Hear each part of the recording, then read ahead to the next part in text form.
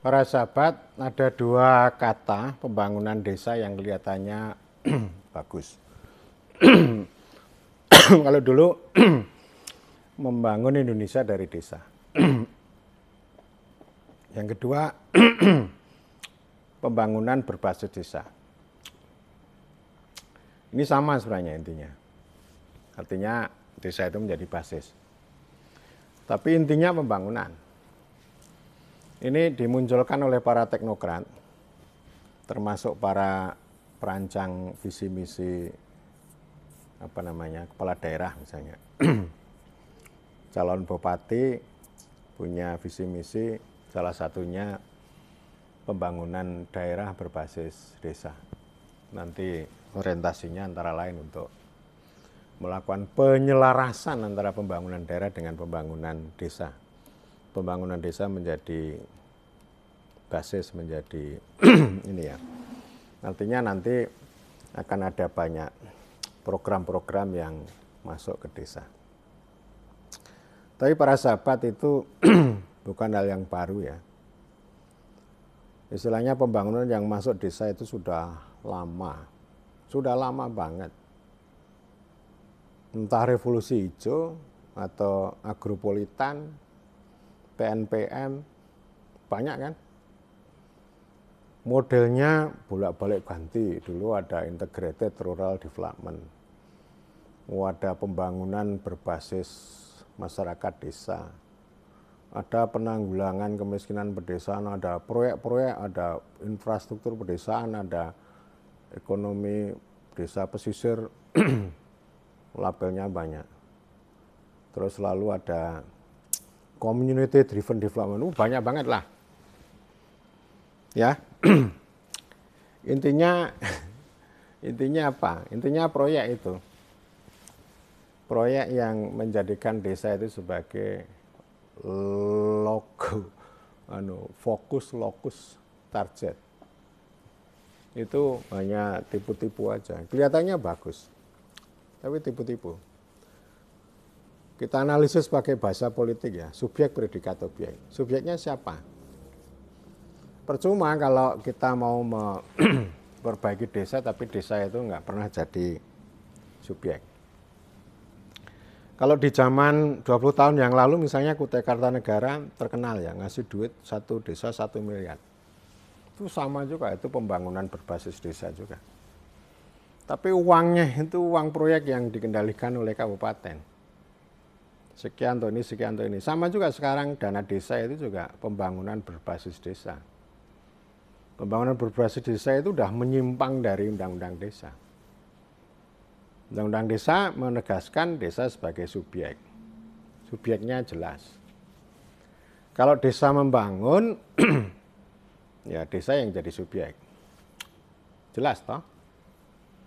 Tetapi kalau membangun desa, pemerintah terutama pemerintah kabupaten membangun desa dengan skema pembangunan kawasan perdesaan. Nah ini antara desa membangun sama membangun desa ini udah kacau sekali ini. Ada orang gagal paham, ada bangunan perdesaan didekati dengan hanya tadi fokus, terus kemudian komoditas. Enggak jadi. Ada perencanaan lebih dari 200 kabupaten, enggak jalan. Ya, perencanaannya yang terlalu canggih, terlalu ilmiah, uangnya enggak ada, pelumasnya enggak ada. Yang para perancang mengatakan, yo nanti didanai kabupaten, untuk apa? Nggak mau. Bupati nggak mau. Nggak mau nyentuh. Lalu yang terjadi apa? Yang desa membangun seharusnya desa jadi subjek, tapi malah diobok-obok. Lalu saya jadi ingat apa yang disampaikan almarhum Mbah Maimun Juber. Desa itu ya dari dulu diobok-obok dari atas. Gitu ya. Karena itu beliau berpesan, ya membangun desa dari bawah, ya dari desanya sendiri. Desa dibersihkan dari atas, gitu. Jadi desa membangun saya kira udah jelas ya. Tetapi malah justru ini diobok-obok, diintervensi, di titipan banyak.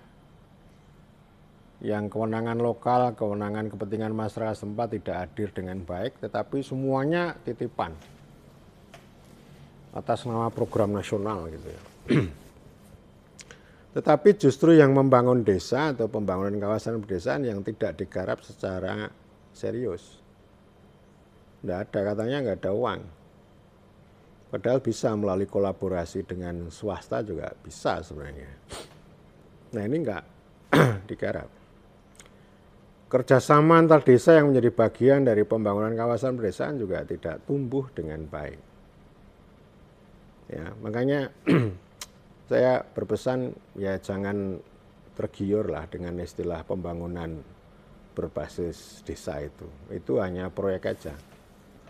Untuk serapan-serapan itu yang nanti memanfaatkan desa itu bukan sebagai subjek, tetapi hanya menjadi objek, menjadi lokasi, menjadi lokus, menjadi fokus, menjadi target. Targetnya apa? Report, laporan. Laporan itu ujungnya adalah pertunjukan. Pertunjukan. Oh yang penting angka-angkanya itu beres.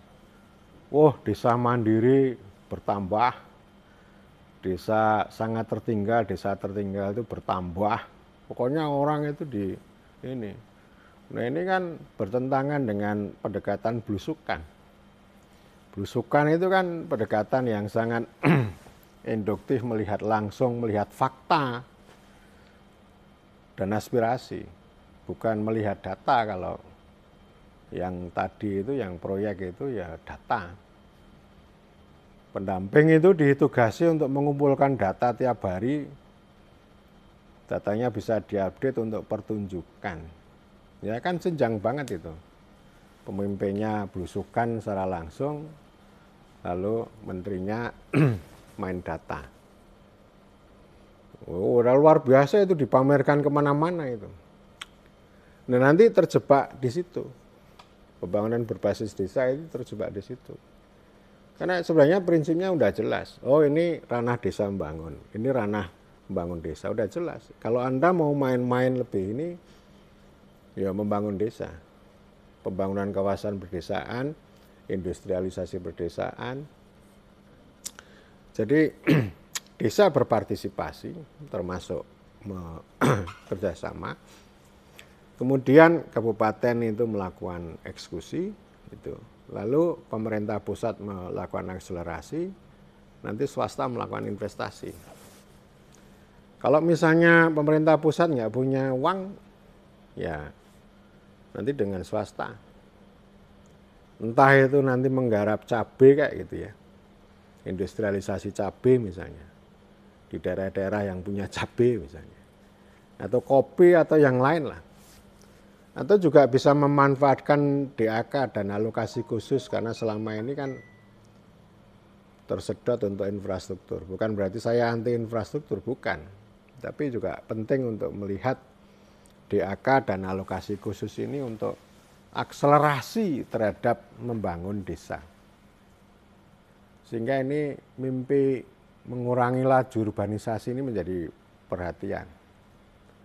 Nah kalau pendekatannya pembangunan berbasis desa dengan proyek, dengan target ya sulit. Mengurangi urbanisasi nggak akan bisa. Dan itu sudah terbukti selama 9 tahun, 10 tahun terakhir, meskipun ada implementasi undang-undang desa, ada implementasi dana desa yang diklaim sudah 400-an triliun. Tetapi daya tendangnya ya tidak banyak. Presiden kan pernah melihat sendiri, oh kepala desa itu tidak sibuk mengurus rakyat, tapi sibuk mengurus laporan. Ya memang begitu. Ya, jadi artinya nanti kalaupun itu pembangunan berbasis desa ya, desa itu dibikin sibuk begini begitu ya, nanti ujungnya adalah laporan. Dan apalagi kalau misalnya nanti dijadikan target kerja, lalu mereka nggak diperhatikan.